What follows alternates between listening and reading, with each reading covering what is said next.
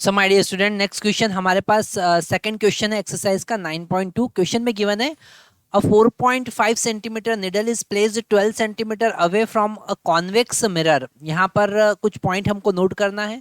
सबसे पहला पॉइंट यहाँ पर नोट करना है कि मिरर जो है वो कॉन्वेक्स मिरर है और कॉन्वेक्स मिरर का फोकल लेंथ हमको पॉजिटिव लेना है जो 15 सेंटीमीटर यहाँ पर गिवन है।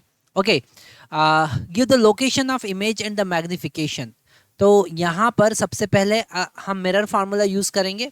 ओके, अगर हम ऑब्जेक्ट का पोजीशन देखें, है ना, अगर हम ऑब्जेक्ट का पोजीशन देखें, ऑब्जेक्ट्स पोजीशन अगर हम देखते हैं तो ऑब्जेक्ट का position u equal to object का position u equal to -12 centimetre हमको लेना होगा, क्योंकि वो लिखा है 12 centimetre away from the convex mirror. और f इक्वल टू हमको यहाँ पर +15 सेंटीमीटर लेना है, क्योंकि ये एक कॉन्वेक्स मिरर है ना, क्योंकि कॉन्वेक्स मिरर है और कॉन्वेक्स मिरर का फोकल लेंथ हमको पॉजिटिव लेना होता है।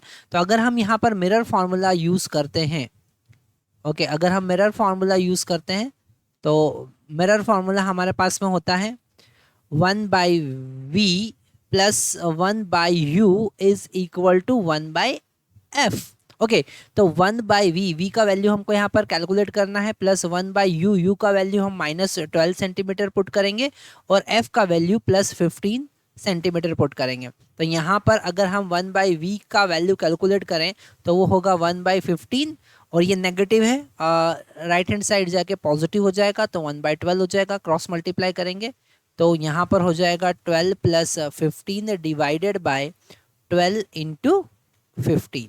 ओके, तो v इज इक्वल टू हमको मिलेगा 12 × 15 डिवाइडेड बाय, ये हो जाएगा 27। ओके, हम 3 से कैंसिल करेंगे तो 3 5 जा और ये हो जाएगा 3 9 जा।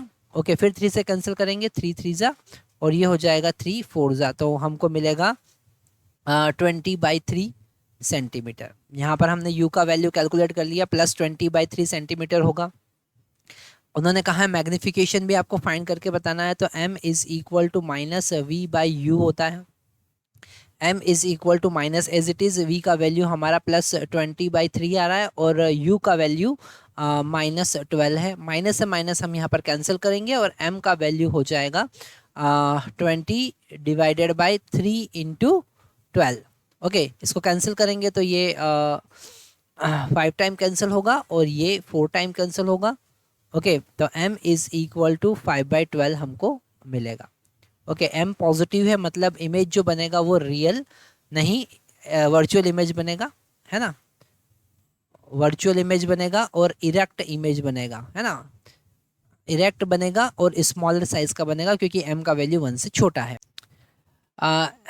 आगे हम देखते हैं, क्वेश्चन में लिखा हुआ describe what happen when needle move further from the mirror. अगर हम निडल को मिरर से दूर लेके जाते हैं, है ना, तो जो इमेज है वो फोकस की तरफ मूव करने लगेगी और उसका साइज छोटे धीरे धीरे डिमिनाइज होने लगेगा, छोटा होने लगेगा। ओके, और यहाँ पर एक बात ध्यान रखना है कि जब जो निडल है उसको बहुत ज़्यादा दूर लेंगे तो इमेज जो बनेगा वो फोकस पर बनने लगेगा, पॉइंट साइज का इरेक्ट इमेज बनेगा। तो यहाँ पर हमेशा हमको याद रखना है कि जब हम कॉन्वेक्स मिरर का यूज़ करते हैं तो हमेशा रियल, वर्चुअल और स्मॉलर साइज का इमेज बनता है।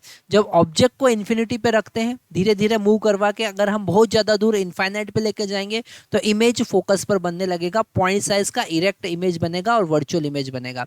तो ये कॉन्सेप्ट बिल्कुल आपको ध्यान रखना है और इसी कॉन्सेप्ट को समझने के लिए उन्होंने ये क्वेश्चन हमसे पूछा है, describe what happen as the needle move further from the mirror. तो आपको यहाँ पर यही बताना है कि वो इमेज जो है वो फोकस की तरफ मूव करने लगेगी और जब ऑब्जेक्ट इनफाइनाइट पे पहुंच जाएगा तो इमेज जो बनेगा वो फोकस पर बनने लगेगा, वर्चुअल बनेगा, पॉइंट साइज का बनेगा, इरेक्ट बनेगा।